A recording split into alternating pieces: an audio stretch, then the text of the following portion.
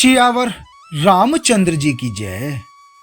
रामायण अयोध्या कांड द्वितीय सोपान मास परायण का 18वां विश्राम भाग 5। जब उत्तम सेवक श्री भरत जी से बार बार कहते हैं कि हे नाथ आप घोड़े पर सवार हो लीजिए, भरत जी उन सेवकों का उत्तर देते हैं कि प्रभु श्री रामचंद्र जी तो पैदल ही गए और हमारे लिए रथ, हाथी और घोड़े बनाए गए हैं। मुझे उचित तो ऐसा है कि मैं सिर के बल चलकर जाऊं।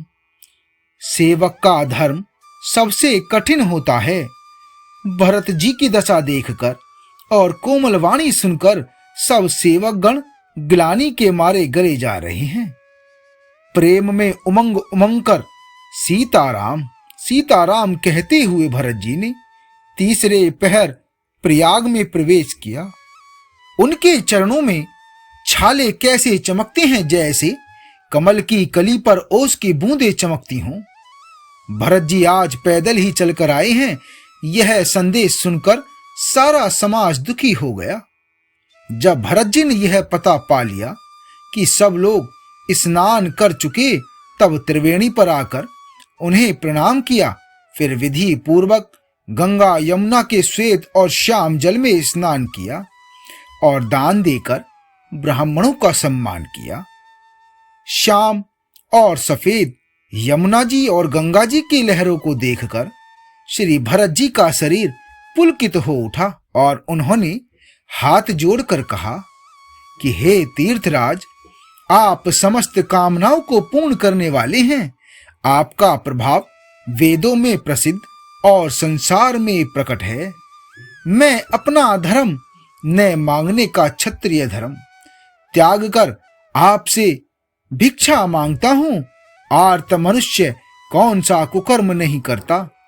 ऐसा हृदय में जानकर सुजान उत्तम दानी जगत में मांगने वाले की वाणी को सफल किया करते हैं, अर्थात वह जो मांगता है सो आप उसे दे देते हैं। अर्थ न धर्म न काम रुचि, गति न चहु निर्बान। जन्म जन्म रति राम पद, यह वरदान आन आन। मुझे न अर्थ की इच्छा है और न धर्म की, न काम की और न मैं मोक्ष ही चाहता हूं। जन्म जन्म में मेरा श्री राम जी के चरणों में प्रेम हो, बस यही वरदान मांगता हूं, दूसरा कुछ नहीं। स्वयं श्री रामचंद्र जी भी भले ही मुझे कुटिल समझें और लोग मुझे गुरुद्रोही तथा स्वामी द्रोही भले ही कहें, पर सीताराम जी के चरणों में मेरा प्रेम आपकी कृपा से दिन दिन बढ़ता ही रहे। मेघ चाहे जन्म पर चातक की सुधि भुला दे और जल मांगने पर वह चाहे वज्र और पत्थर अर्थात ओले ही गिराए, पर चातक की रटन घटने से तो उसकी बात ही घट जाएगी, अर्थात उसकी प्रतिष्ठा ही नष्ट हो जाएगी। उसकी तो प्रेम बढ़ने में ही सब तरह से भलाई है। जैसे तपाने से सोने पर चमक आ जाती है, वैसे ही प्रीतम के चरणों में प्रेम का नियम निभाने से प्रेमी सेवक का गौरव बढ़ जाता है। भरत जी के वचन सुनकर बीच त्रिवेणी में से सुंदर मंगल देने वाली कोमल वाणी हुई कि हे तात भरत, तुम सब प्रकार से साधु हो। श्री रामचंद्र जी के चरणों में तुम्हारा अथाह प्रेम है। तुम व्यर्थ ही मन में ग्लानि कर रहे हो। श्री रामचंद्र जी को तुम्हारे समान प्रिय कोई नहीं। तनु पुल के ऊहिय हरसौ, सुनि बेनी बचन अनुकूल। भरत धन्य कही धन्य सुर, हर्षित बरस ही फूल। अर्थात त्रिवेणी जी के अनुकूल वचन सुनकर भरत जी का शरीर पुलकित हो गया, हृदय में हर्ष सा छा गया। भरत जी धन्य हैं कहकर देवता हर्षित होकर फूल बरसाने लगे। तीर्थराज प्रयाग में रहने वाले वानप्रस्थ ब्रह्मचारी, गृहस्थ और उदासीन सन्यासी सब बहुत ही आनंदित हैं और 10-5 मिलकर आपस में कहते हैं कि भरत जी का प्रेम और शील पवित्र और सच्चा है। श्री रामचंद्र जी के सुंदर गुण समूह को सुनते हुए वे मुनि श्रेष्ठ भारद्वाज जी के पास आए। मुनि ने भरत जी को दंडवत प्रणाम करते देखा और उन्हें अपना मूर्तिमान सौभाग्य समझा। उन्होंने दौड़कर भरत जी को उठाकर हृदय से लगा लिया और आशीर्वाद देकर कृतार्थ किया। मुनि जी ने उन्हें आसन दिया। वे सिर नवाकर इस तरह बैठे मानो भागकर संकोच के घर में घुस जाना चाहते हैं। उनके मन में यह बड़ा सोच है कि मुनि कुछ पूछेंगे तो मैं क्या उत्तर दूंगा। भरत जी के शील और संकोच को देखकर ऋषि बोले कि हे भरत, सुनो, हम सब संदेश पा चुके हैं। विधाता के कर्तव्य पर कुछ वश नहीं चलता। माता की करनी को समझकर याद करके तुम हृदय में ग्लानि मत करो। हे तात, कैकेयी का कोई दोष नहीं है। उसकी बुद्धि तो सरस्वती जी बिगाड़ गई थी। यह कहते भी कोई भला न कहेगा, क्योंकि लोक और वेद दोनों ही विद्वानों को मान्य हैं। किंतु हे तात, तुम्हारा निर्मल यश गाकर तो लोक और वेद दोनों बड़ाई पाएंगे। यह लोक और वेद दोनों को मान्य है और यह सब यही कहते हैं कि पिता जिसको राज्य दे वही पाता है। राजा सत्यव्रती थे, तुमको बुलाकर राज्य देते तो सुख मिलता, धर्म रहता और बड़ाई होती। सारे अनर्थ की जड़ तो श्री रामचंद्र जी का वन गमन है। जिसे सुनकर समस्त संसार को पीड़ा हुई, वह श्री राम का वन गमन भी भावविवश हुआ। बेसमझ रानी तो भावविवश कुचाल करके अंत में पछताई। उसमें भी तुम्हारा कोई तनिक सा भी अपराध कहे तो वह अधम, अज्ञानी और असाधु है। यदि तुम राज्य करते तो भी तुम्हें दोष न होता। सुनकर श्री रामचंद्र जी को भी संतोष ही होता। हे भरत, अब तो तुमने बहुत ही अच्छा किया। यही मत तुम्हारे लिए उचित था। श्री रामचंद्र जी के चरणों में प्रेम होना ही संसार में समस्त सुंदर मंगलों का मूल है। सो वह श्री रामचंद्र जी के चरणों का प्रेम तो तुम्हारा धन, जीवन और प्राण ही है। तुम्हारे समान बड़भागी कौन है। हे तात, तुम्हारे लिए यह आश्चर्य की बात नहीं है, क्योंकि तुम दशरथ जी के पुत्र और श्री रामचंद्र जी के प्यारे भाई हो। हे भरत, सुनो, श्री रामचंद्र जी के मन में तुम्हारे समान प्रेम पात्र दूसरा कोई नहीं है। लक्ष्मण जी, श्री राम जी और सीता जी तीनों को सारी रात उस दिन अत्यंत प्रेम के साथ तुम्हारी सराहना करते ही बीती। प्रयागराज में जब वे स्नान कर रहे थे, उस समय मैंने उनका यह मर्म जाना। वे तुम्हारे प्रेम में मगन हो रहे थे। तुम पर श्री रामचंद्र जी का ऐसा ही अगाध स्नेह है जैसा मूर्ख विषयासक्त मनुष्य का संसार में सुखमय जीवन पर होता है। श्री रघुनाथ जी की बहुत बड़ाई नहीं है, क्योंकि श्री रघुनाथ जी तो शरणागत के कुटुंब भर को पालने वाले हैं। हे तात, मेरा यह मत है कि तुम तो मानो शरीरधारी श्री राम जी के प्रेम ही हो। हे भरत, तुम्हारे लिए तुम्हारी समझ यह कलंक है, पर हम सबके लिए तो उपदेश है। श्री राम भक्ति रूपी रस की सिद्धि के लिए यह समय गणेश बड़ा शुभ हुआ है। हे तात, तुम्हारा यश निर्मल नवीन चंद्रमा है।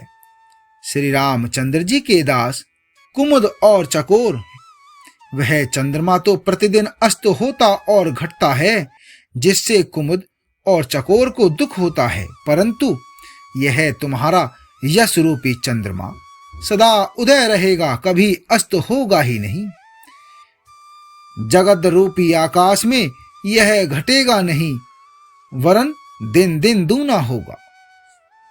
त्रैलोक्य रूपी चकवा इस यश रूपी चंद्रमा पर अत्यंत प्रेम करेगा और प्रभु श्री रामचंद्र जी का प्रताप रूपी सूर्य इसकी छवि को हरण नहीं करेगा।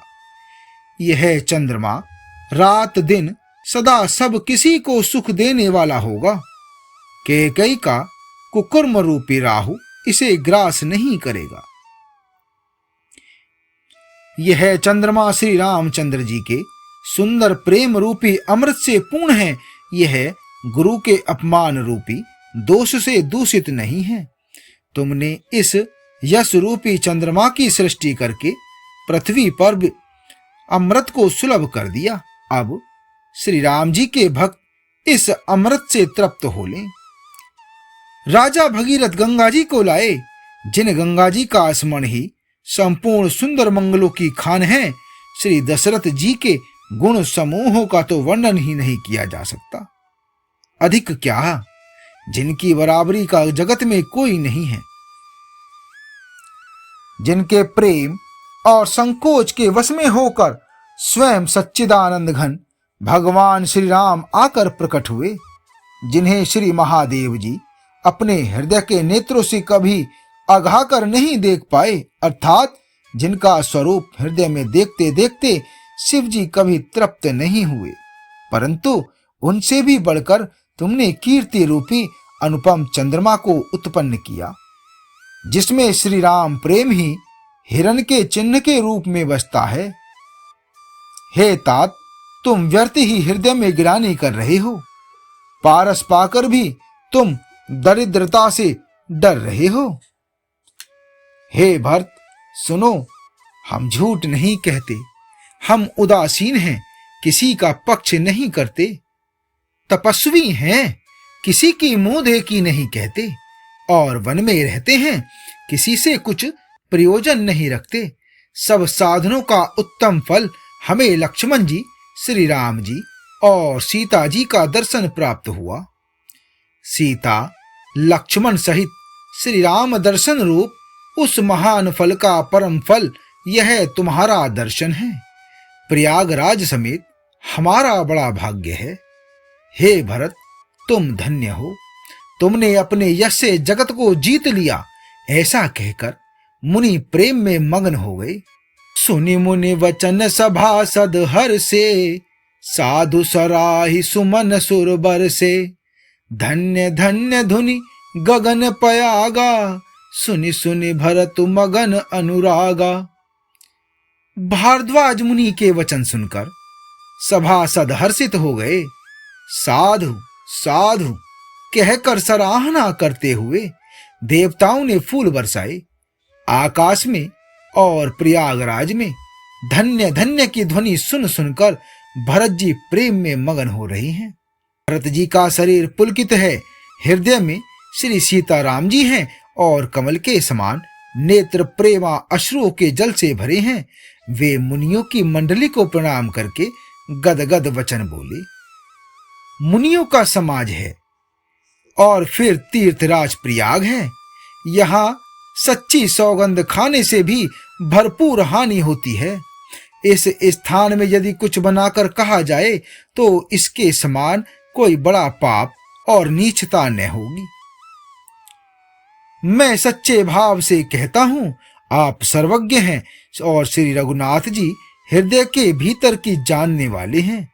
मैं कुछ भी असत्य कहूंगा तो आपसे और उनसे छिपा नहीं रह सकता।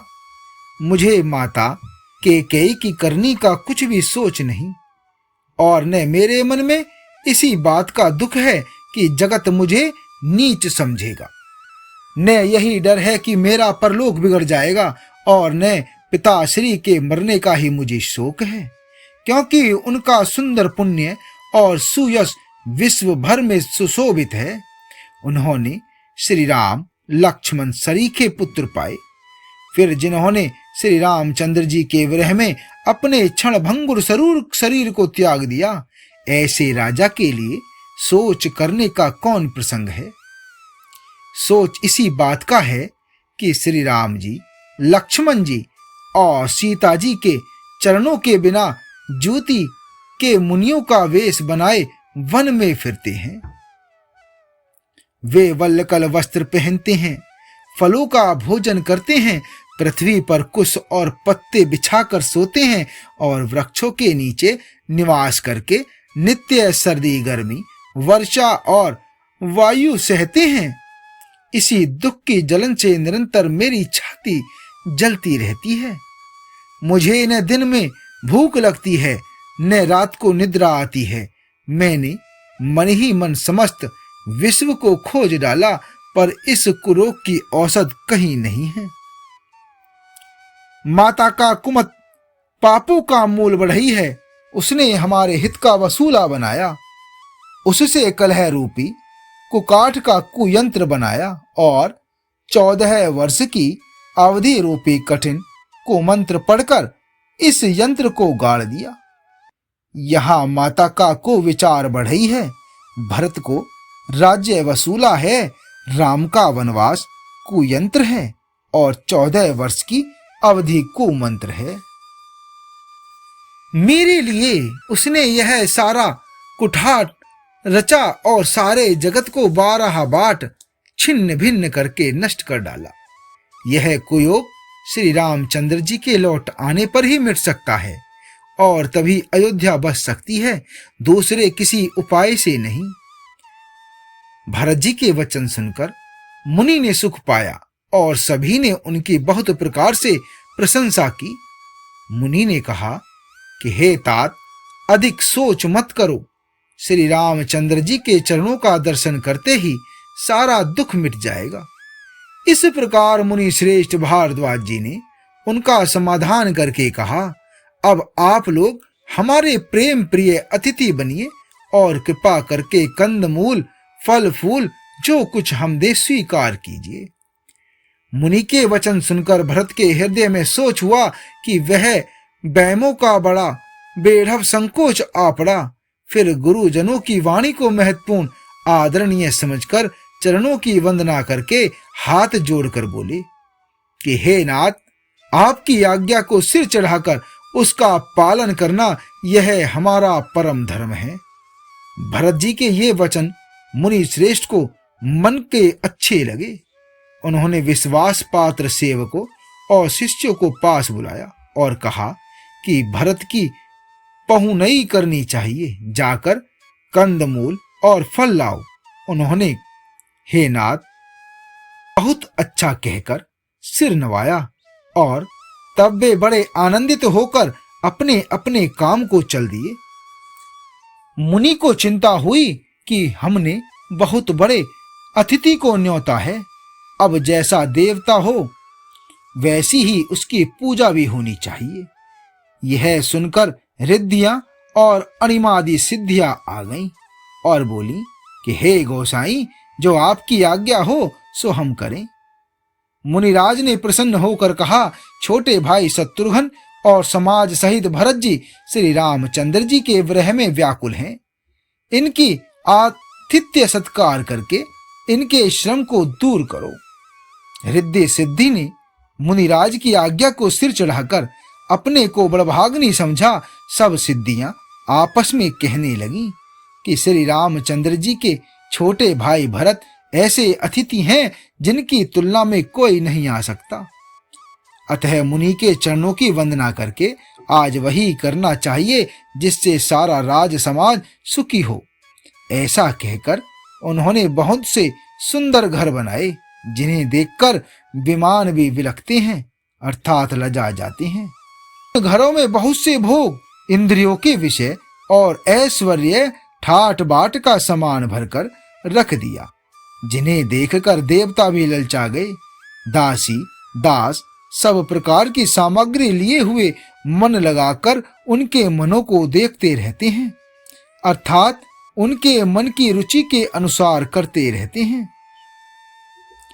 जो सुख के सामान स्वर्ग में भी स्वप्न में भी नहीं है, ऐसे सब सामान सिद्धियों ने पल भर में सजा दिए। पहले तो उन्होंने सब किसी को जिसकी जैसी रुचि थी वैसे ही सुंदर सुखदायक निवास स्थान दिए, और फिर कुटुंब सहित भरत जी को दिए, क्योंकि ऋषि भरद्वाज ने ऐसी ही आज्ञा दे रखी थी। भरत जी चाहते थे कि उनके सब संगियों को आराम मिले, इसलिए उनके मन की बात जानकर मुनि ने पहले उन लोगों को स्थान देकर पीछे से परिवार भरत जी को स्थान देने के लिए आज्ञा दी थी। मुनि श्रेष्ठ ने तपोबल से ब्रह्मा को भी चकित कर देने वाला वैभव रच दिया। जब भरत जी ने मुनि के प्रभाव को देखा तो उनके सामने उन्हें इंद्र, वरुण, यम, कुबेर आदि सभी लोकपालों के लोग तुच्छ जान पड़े। सुख की सामग्री का वर्णन नहीं हो सकता, जिसे देखकर ज्ञानी लोग भी वैराग्य भूल जाते हैं। आसन, सेज, सुंदर वस्त्र, चंदोबे वन बगीचे, भांति भांति के पक्षी और पशु, सुगंधित फूल और अमृत के समान स्वादिष्ट फल, अनेकों प्रकार के तालाब, कुएं, बावली आदि निर्मल जलाशय तथा अमृत के भी अमृत सरीखे पवित्र खान पान के पदार्थ थे, जिन्हें देखकर सब लोग संयमी पुरुषों, विरक्त मुनियों की भांति सकुचा रहे हैं। सभी के डेरों में मनोवांछित वस्तु देने वाले कामधेनु और कल्प वृक्ष हैं, जिन्हें देखकर इंद्र और इंद्राणी को भी अभिलाषा होती है, उनका भी मन ललचा जाता है। बसंत ऋतु है, शीतल मंद सुगंध 3 प्रकार की हवा बह रही है। सभी को धर्म, अर्थ, काम और मोक्ष चारों पदार्थ सुलभ हैं। माला, चंदन, स्त्री आदि भोगों को देखकर सब लोग हर्ष और विषाद के वश हो रहे हैं। हर्ष तो भोग सामग्रियों को और मुनि के तप प्रभाव को देखकर होता है, और विषाद इस बात से होता है कि श्री राम के वियोग में नियम व्रत से रहने वाले हम लोग भोग विलास में क्यों आ फंसे। कहीं इनमें आसक्त होकर हमारा मन नियम व्रतों को न त्याग दे। संपत्ति भोग विलास की सामग्री चकवी है और भरत जी चकवा हैं, और मुनि की आज्ञा खेल है, जिसने उस रात को आश्रम रूपी पिंजड़े में दोनों को बंद कर रखा, और ऐसे ही प्रातः हो गया। जैसे किसी बहेलिये के द्वारा एक पिंजरे में रखे जाने पर भी चकवे चकवे का रात को संयोग नहीं होता, वैसे ही भारद्वाज जी की आज्ञा से रात्रि भर भोग सामग्रियों के साथ रहने पर भी भरत जी के ने मन से भी उनका स्पर्श तक नहीं किया। आगे का मास परायण का 19वां विश्राम। जय श्री राम।